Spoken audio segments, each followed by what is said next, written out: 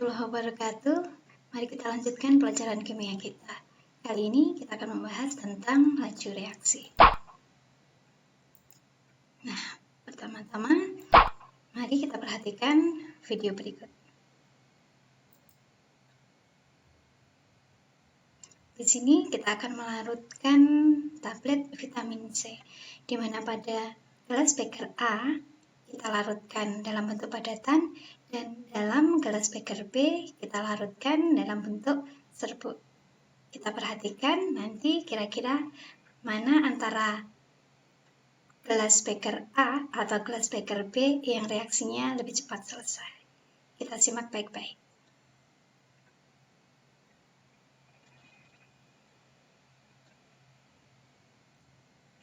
Nah, di sini terlihat bahwa pada gelas beker B, di mana tablet vitamin C kita larutkan dalam bentuk serbuk, reaksinya terjadi lebih cepat. Dan di sini pada gelas beker A, reaksinya terlihat berlangsung lebih lambat.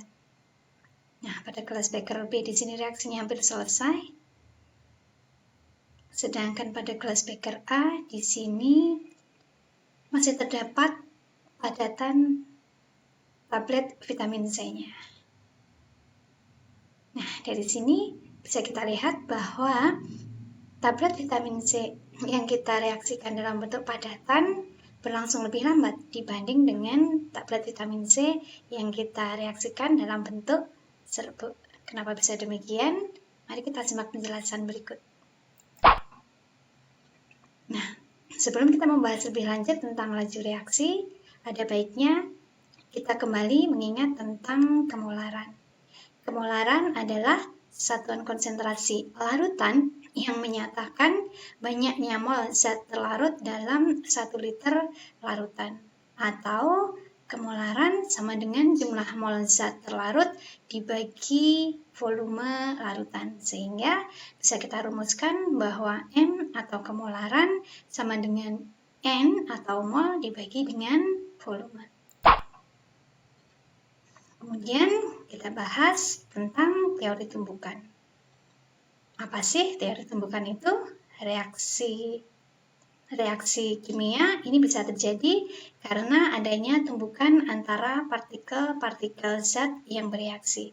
Namun, tidak semua tumbukan menghasilkan reaksi karena tumbukan yang terjadi harus mempunyai energi yang cukup untuk memutuskan ikatan zat yang bereaksi. Nah, reaksi kimia ini terjadi karena adanya tumbukan yang efektif antara partikel-partikel zat yang bereaksi. Apa itu tumbukan efektif?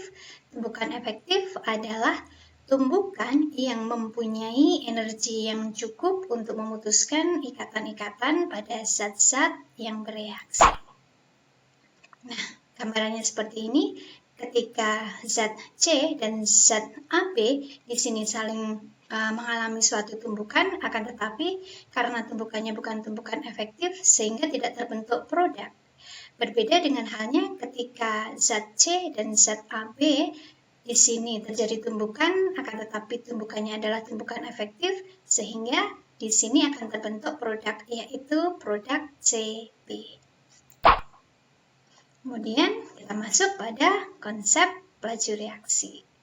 Laju reaksi menyatakan laju perubahan konsentrasi zat-zat komponen reaksi, yaitu reaktan maupun produk, setiap satu satuan waktu. Secara matematis, laju reaksi bisa kita rumuskan sebagai V sama dengan delta M per T. Nah, dari sini jika kita memperhatikan konsentrasi reaktannya, maka laju reaksi bisa kita definisikan sebagai laju pengurangan konsentrasi reaktan per satu satuan waktu. Sedangkan jika kita melihat dari konsentrasi produknya, maka laju reaksi bisa kita definisikan sebagai laju penambahan konsentrasi produk per satu satuan waktu. Nah, sebagai contohnya seperti ini. Jika kita mereaksikan nitrogen dan hidrogen yang akan membentuk amonia, maka laju reaksinya yang pertama bisa kita definisikan sebagai laju penambahan konsentrasi amonia, karena di sini produknya adalah amonia, atau laju pengurangan konsentrasi nitrogen maupun hidrogen, karena di sini nitrogen dan hidrogen bertindak sebagai reaktan. Nah, kemudian faktor yang mempengaruhi laju reaksi. Ada 4 faktor.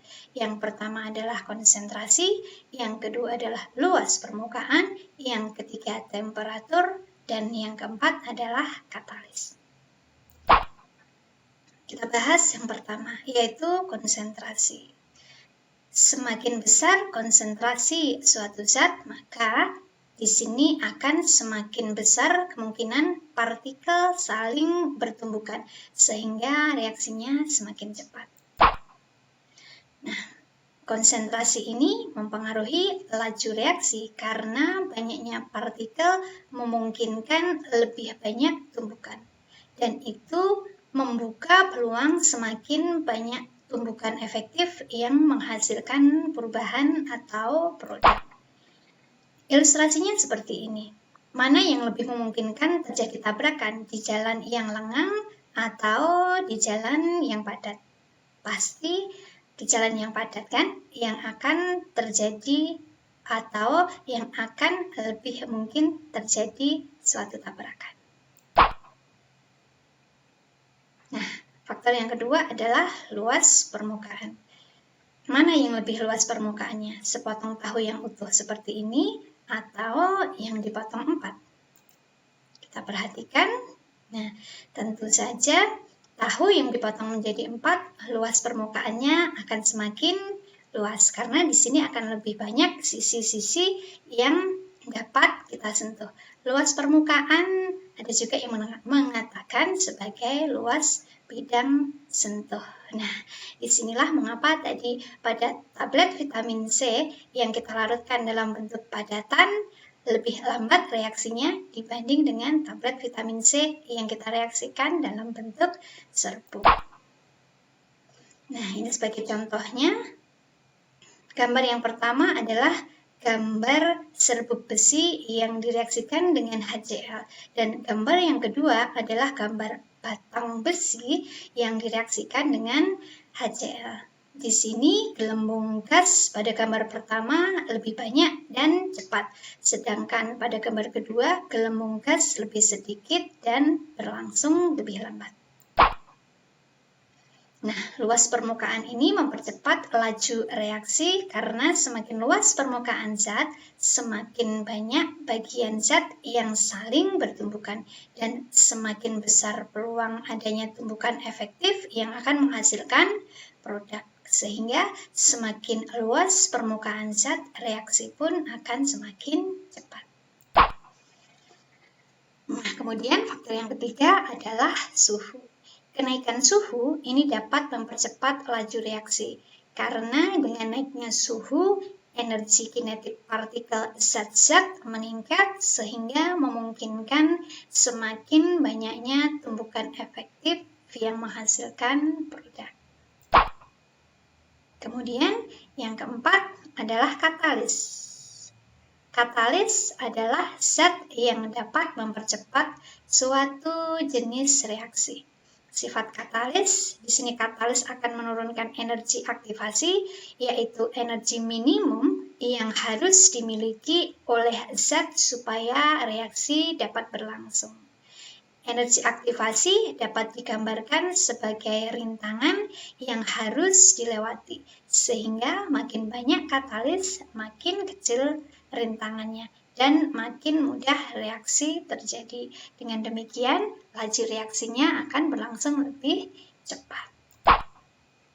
Nah, demikian tadi pembahasan kita tentang laju reaksi. Untuk lebih jelasnya, teman-teman bisa membuka modul yang sudah ada. Sampai di sini dulu, sampai jumpa di video berikutnya. Wassalamualaikum.